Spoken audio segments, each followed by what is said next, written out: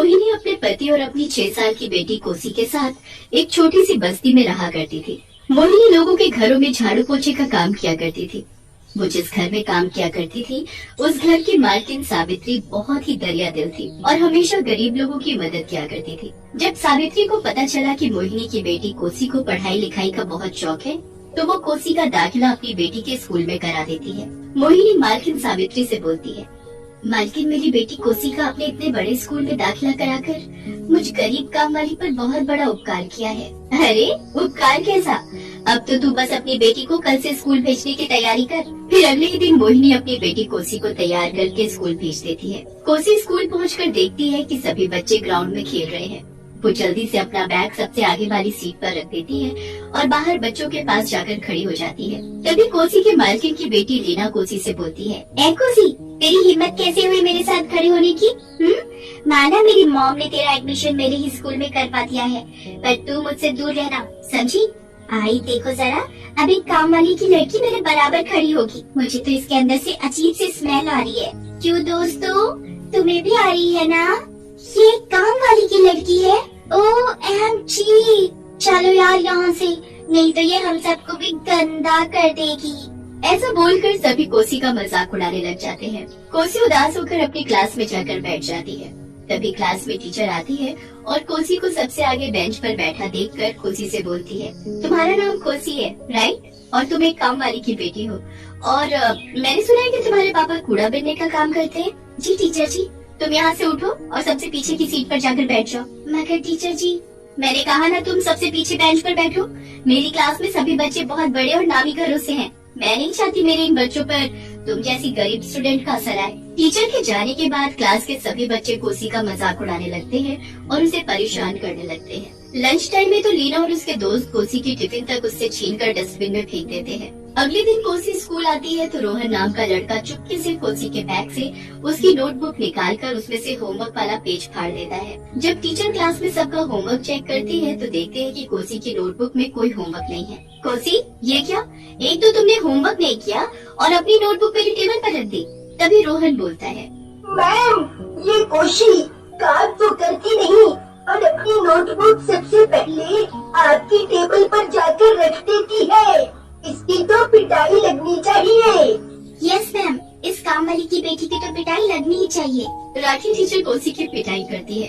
Teacher जी, मुझे मत मारो मुझे, प्लीज मुझे मत मारो। कल से तुम्हारी कॉपी का सारा काम पूरा होना चाहिए, नहीं तो तुम्हारे लिए अच्छा नहीं होगा। हाँ, अब क्लास के बच्चे कोसी को रोज ऐसे ही परेशान किया करते। कभी उसे वॉशरूम में बंद कर देते तो कभी उसका लंच फेंक देते। इन सब से परेशान होकर कोसी प्रिंसिपल के ऑफिस जाकर लीना और उसके दोस्तों की शिकायत प्रिंसिपल सर से करती है। प्रिंसिपल सर लीना और उसके दोस्तों को ऑफिस बुलाते हैं। लीना, मैं ये क्या सुन रहा हूँ, तुम और तुम्हारे दोस्त कोसी को परेशान करते हैं। ऐसे बोलकर वो सभी को बहुत डांट लगाते हैं। अगले दिन लीना और उसके दोस्त कोसी से बदला लेने की ठान लेते हैं। नेहा और रोहन, तुम तो जानते ही हो ना, इस स्कूल में एक पुराना स्टोर रूम है जहाँ कोई नहीं जानता। हम तीनों छुट्टी के समय कोसी को उसी स्टोर रूम में बंद करके चले जाएंगे। छुट्टी होते ही नेहा कोसी को किसी बहाने से अपने साथ स्टोर रूम में ले जाती है और उसे वहाँ बंद कर देती है। नेहा, ये तुम क्या कर रही हो? मुझे यहाँ से बाहर निकालो, यहाँ बहुत अंधेरा है। मुझे बहुत डर लग रहा है नेहा।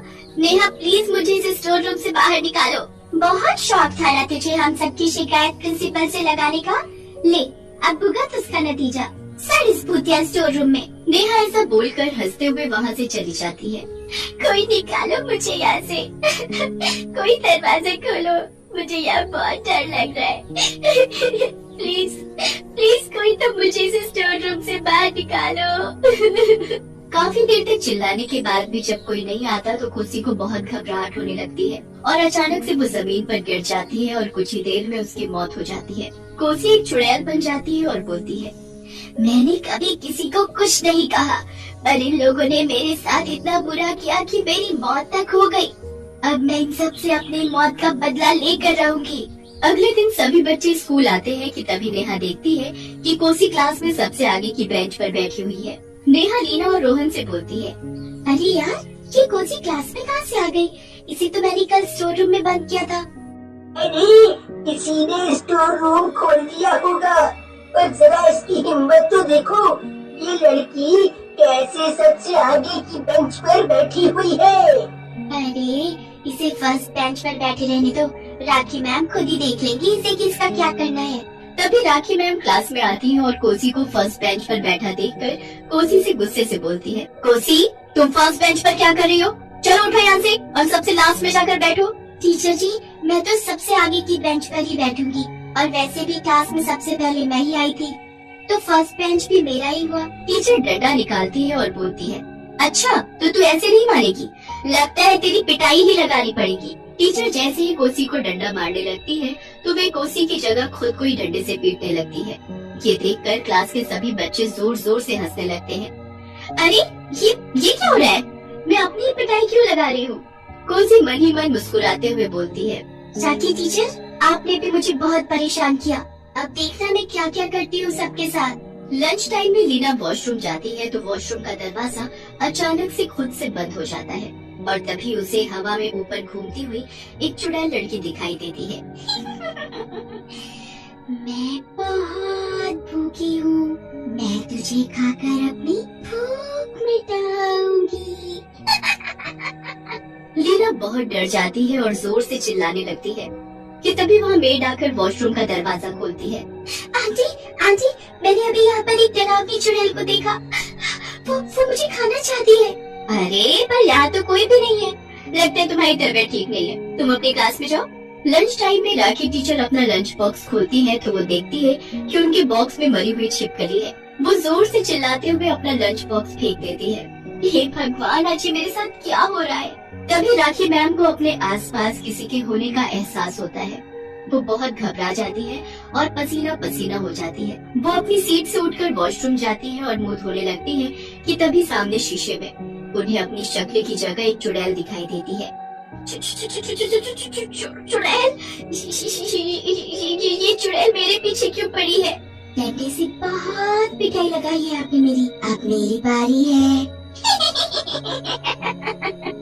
राखी मैम भागते हुए क्लास में जाती है। मैम क्या बात है, आप बहुत घबराए हुए लग रहे हो, कि आपको भी कोई चुड़ैल दिखाई दी? तभी सभी बच्चे मैम को अपनी नोटबुक चेक करने के लिए देते हैं। कोसी ये क्या, तुम्हारी कॉपी में एक भी काम नहीं है? आज तो तुम्हारी खैर नहीं, तुम जब तक अपना काम पूरा नहीं कर लेती तब तक तुम घर नहीं जाओगी।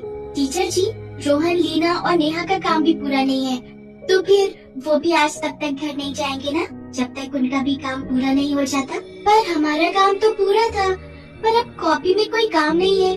कोसी मन में बोलती है, ये सब मेरा क्या धरा है, आज सबक सिखाऊंगी मैं तुम सभी को। छुट्टी हो जाती है, सभी बच्चे घर चले जाते हैं।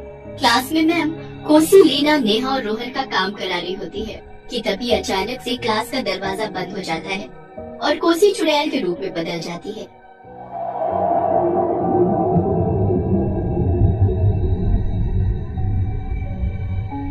हे भगवान, ये कोसी चुड़ैल कैसे बन गई? अब मैं तुम में से किसी को नहीं छोड़ूंगी, मैं तुम सभी को कच्चा चबा जाऊंगी। ये देखकर लीना और उसके दोस्त जोर जोर से चिल्लाने लगते हैं, कोई बचाओ हमें, नहीं तो ये चुड़ैल हम सबको खा जाएगी। मुझे बहुत डर लग रहा है, कोई तो बचाओ हमें।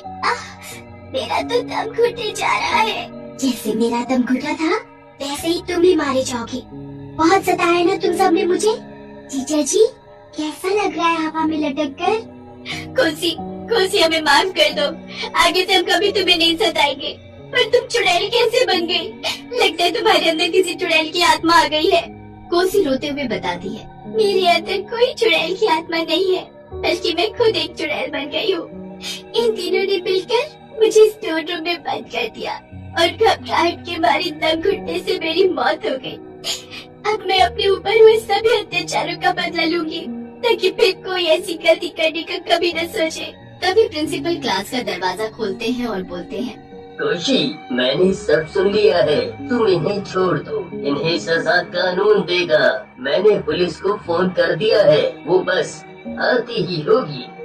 राखी टीचर लीना और उसके दोस्तों को अपने किए पर बहुत पछतावा होता है। वो कोसी से हाथ जोड़कर माफी मांगती है, उन सभी को सजा मिलती है।